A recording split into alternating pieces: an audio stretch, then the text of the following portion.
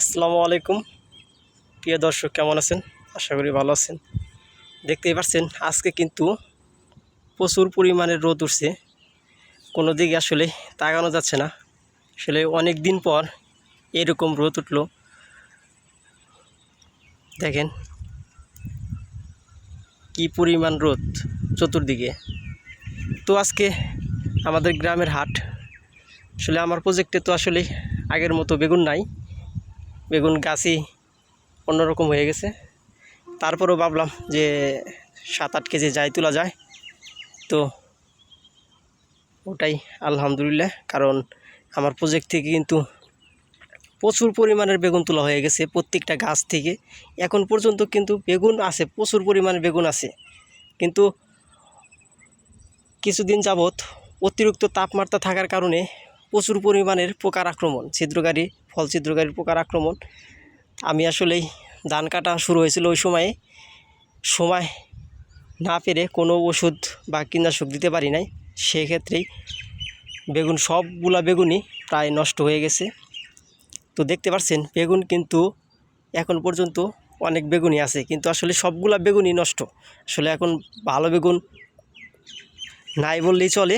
তো আমি দেখে দেখে কিছু সংখ্যক 6-7 কেজি বেগুন হবে উঠাইছি আজকে। কিন্তু আমার প্রজেক্ট থেকে এটা 26তম হারভেস্ট।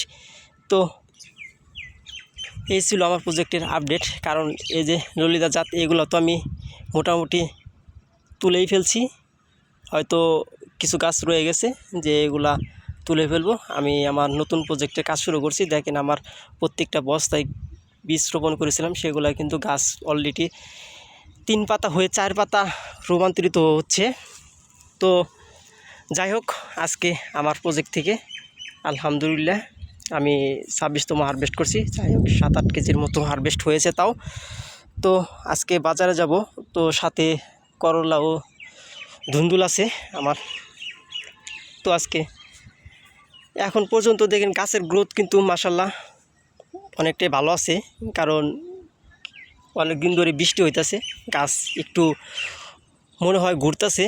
তো যাই হোক, আমি যে পরিমাণ পোকাওয়ালা বেগুনগুলো আছে এগুলো যদি তুলে ফেলতে পারি তাহলে মনে হয় একটু পোকার আক্রমণটা কম হবে।